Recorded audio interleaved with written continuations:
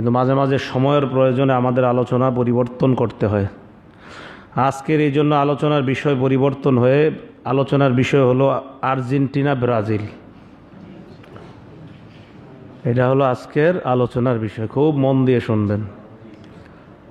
Argentina আর Brazil দুইটা দেশ, এই দুই দেশে এত পাগলামি হয় না যেই দুই দেশকে কেন্দ্র করে আমাদের দেশের মানুষ এত পাগল হয়। এত উন্মাদনা ওই দুই দেশে নাই যে উন্মাদনা আমাদের দেশে হয়। এই উন্মাদনাকে কেন্দ্র করে কেউ এখন আছে থানায়, কেউ হসপিটালে। তো এই যে একটা মাত্রা অতিরিক্ত ফাজলামি, এই ব্যাপারে ইসলামের কি নির্দেশনা, এই বিষয়টাকে সামনে রেখে আজকের আলোচনাটা আমরা 3টা পর্বে আলোচনা করব। আজকের আলোচনাটাই 1 নাম্বার আলোচনা হবে আমাদের আজকে। কিছু মানুষ বলে সব জায়গায় ইসলামকে টেনে আনেন কেন, সব জায়গায় ইসলামকে টেনে আনেন কেন, এটার জবাব দেওয়া হবে প্রথম। দ্বিতীয় আলোচনা খেলাকে কেন্দ্র করেই সময়ের মূল্য। তৃতীয় আলোচনা হবে খেলা এটা হালাল না হারাম, এই বিষয়ে 6টা অংশে আমরা আলোচনা করব। তৃতীয়টা ইনশাল্লাহ আজকে শেষ হবে। প্রথম বিষয় হলো কিছু মানুষ বলে সব জায়গায় ইসলামকে টেনে আনেন কেন। তো এই যে খেলাধুলার বিষয়ে আলোচনা করলে চা স্টলের সামনে আপনাদেরকে অনেকে বলবে, হুজুরে সব জায়গায় ইসলাম টেনে আনে কেন। এই প্রশ্নটা সাধারণত 5 ধরনের মানুষ করে, বেশিও হতে পারে।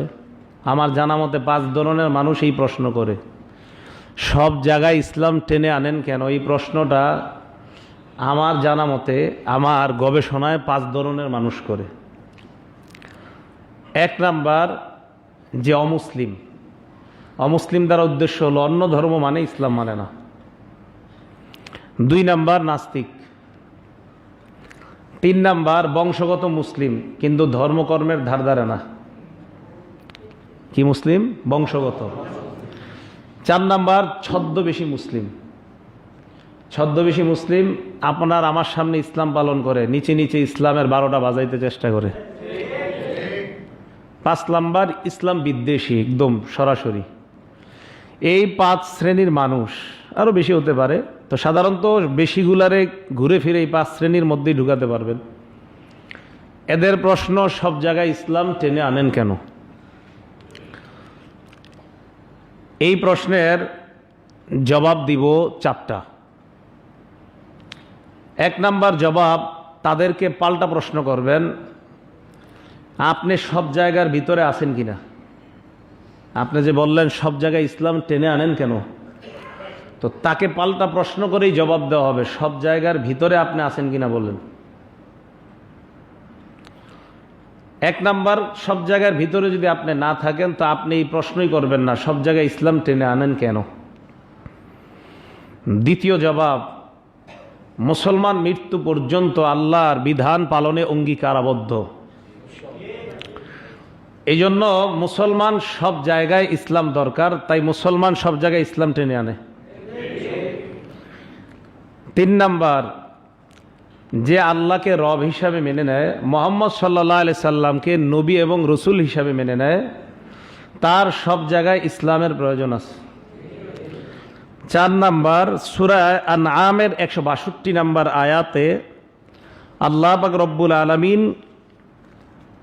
আমাদেরকে শিখিয়ে দিচ্ছে ওই ব্যক্তির জন্য ইসলাম প্রয়োজন যেই ব্যক্তি দ্ব্যর্থহীন ভাষায় ঘোষণা দিবে, কুল, নবী আপনি বলেন, ইন্না সালাতি, আমার সালাত, ওয়া নুসুকি, আমার কোরবানি, ওয়া মাহইয়ায়া, আমার জীবন, ওয়া মামাতি, আমার মরণ, লিল্লাহি রব্বিল আলামিন, বিশ্বজগতের রব আল্লাহর জন্য। হ্যাঁ, আমার নামাজ, আমার কোরবানি, আমার জীবন, আমার মরণ সব কার জন্য? আল্লাহর জন্য। তাহলে এইগুলা সব আল্লাহর জন্য। মাই সালাহ, my sacrifice, my living and my dying for Allah, সব আল্লাহর জন্য। তাহলে মুসলমানদের জীবন মরণ কোরবানি নামাজ রোজা সব আল্লাহর জন্য, আর যেই ব্যক্তির সব আল্লাহর জন্য তার সব জায়গায় ইসলামের প্রয়োজন আছে।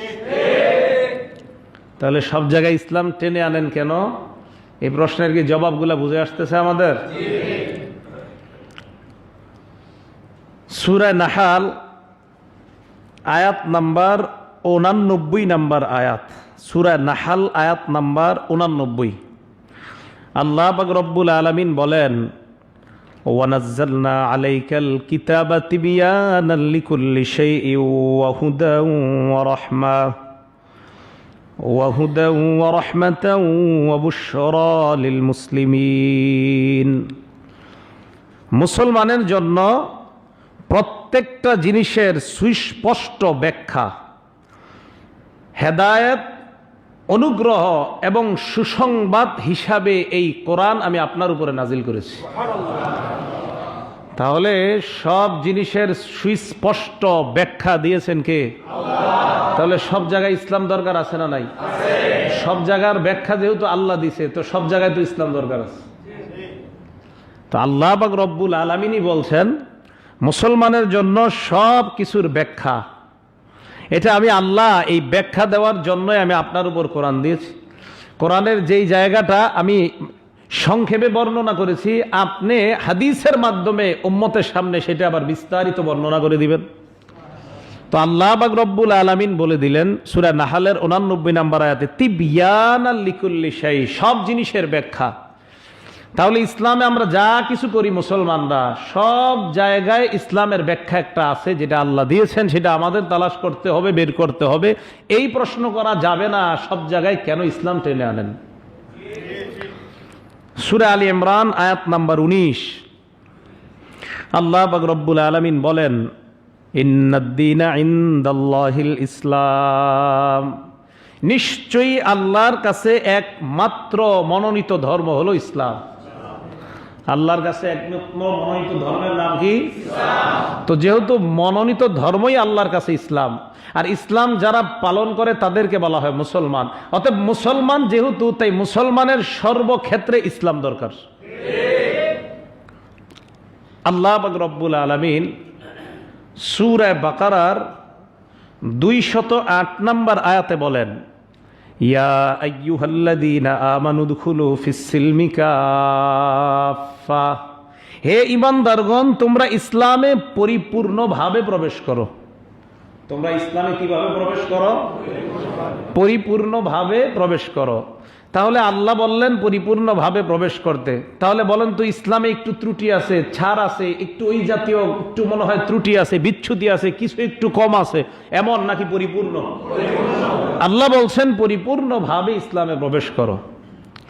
সূরা বাকারা আয়াত নাম্বার 107, আল্লাহ বলেন, আলাম তা'লাম আন্নাল্লাহা লাহু মুলকুস সামাওয়াতি ওয়াল আরদ, আলাম তা'লাম, আপনি কি জানেন না, আন্নাল্লাহা লাহু মুলকুস সামাওয়াতি ওয়াল আরদ, আসমান জমিনের সর্ব জায়গায় সর্বক্ষেত্রে একমাত্র একচ্ছত্র কর্তৃত্বের ক্ষমতা একমাত্র একজনের, তিনি কে? সব জায়গায় সর্বক্ষেত্রে আল্লাহর ক্ষমতা, আল্লাহর কর্তৃত্ব। তাহলে বলেন তো সব জায়গায় আল্লাহর একটা আদেশ আর আল্লাহর নিষেধ আছে না নাই? তো সব জায়গায় ইসলাম টেনে আনেন কেন? এই প্রশ্নের কতগুলা জবাব দেখেন। ইসলাম আল্লাহর কাছে মনোনীত ধর্ম, ইসলামে পরিপূর্ণ প্রবেশ করো, ইসলামের সব ব্যাখ্যা আল্লাহ দিয়ে দিয়েছেন, তাই সব জায়গায় ইসলামেরও প্রয়োজন আছে। সূরা বাকারা আয়াত নাম্বার 85, এটা মন দিয়ে সবাই শোনেন আয়াতের অর্থটা। আল্লাহ বলেন, আফাতুমিনুনা বিবাদিল কিতাবি ওয়া তাকফুরুনা বিবাদ, হুজুর আমি কিছু মানি কিছু মানি না। আল্লাহ বলেন, আফাতুমিনুনা বিবাদিল কিতাবি ওয়া তাকফুরুনা বিবাদ, কিতাবের কিছু অংশ মানো আর কিছু মানো না। ফামা জাযাউ মান ইয়াফআলু যালিকা মিনকুম ইল্লা খিজিয়ুন ফিল হায়াতিদ দুনিয়া, আল্লাহ বলেন যারা এমনটা করবে, কোরআনের কিছু মানবার কিছু মানবা না, ইসলামের কিছু মানবার কিছু মানবা না, তাদের জন্য দুনিয়াতে লাঞ্ছনা ছাড়া আর কি আছে? বলেন নাউজুবিল্লাহ। ওয়া ইয়াউমাল কিয়ামাতি ইউরাদ্দুনা ইলা আশাদ্দিল আযাব, কিয়ামতের ময়দানে তাদেরকে ভয়ঙ্কর কঠিন শাস্তির দিকে নিক্ষেপ করা হবে। ওয়ামাল্লাহু বিগাফিলিন আম্মা তা'মালুন, আল্লাহ বলেন তোমরা যা করো আমি আল্লাহ গাফেল না, আমি বেখবর না। তোমরা সর্ব অবস্থায় সব মুহূর্তে যা করছো আমি সব দেখি, জানি, শুনি। আমি একটুও বেখবর না, আমি গাফেল না, আমি সবকিছু পর্যবেক্ষণ করি। তাহলে আমার আপনার চলাফেরা, উঠা বসা, এদিকে তাকানো, উপরে নিচে তাকানো, সব পর্যবেক্ষণ করছে কে? কি বোঝা গেল? ইসলাম সব জায়গায় দরকার আছে না নাই? আছে। ইসলাম সব জায়গায় টেনে আনেন কেন? তাহলে এটার জবাব দিলাম আমরা, কোরআনের অনেকগুলো আয়াত দিয়েও দিলাম এবং কিছু শব্দ বাংলার মাধ্যমেও দিলাম আমরা, যে ইসলাম তার জন্যই দরকার যে আল্লাহর রব হিসাবে মানে, মুহাম্মদ সাল্লাল্লাহু আলাইহি সাল্লামকে নবী হিসাবে মানে। ইসলাম তার জন্যই প্রয়োজন যে আল্লাহর সাথে অঙ্গীকারাবদ্ধ মরণ পর্যন্ত ইসলাম পালন করার। আপনি এই প্রশ্ন করার অধিকার নাই সে সব জায়গায় ইসলাম কেন টেনে আনেন, আপনি তো সব জায়গার ভিতরেই নাই, সুতরাং এই প্রশ্ন করার অধিকারও আপনার নাই। সব জায়গায় কেন আনেন? আপনি তো সব জায়গায় নেই। কোথায় আছেন? এই কোথায় আছেনটা এখন বলবো না, আরেক সময় বলবো যে কোথায় আছে এরা। তো আল্লাহ পাক রব্বুল আলামিনও আমাদেরকে জানিয়ে দিলেন ইসলামে পরিপূর্ণ প্রবেশ করো, ইসলামে পরিপূর্ণ প্রবেশ করতে হবে। এই নির্দেশনা কার? এটা হলো 1 নাম্বার বিষয়।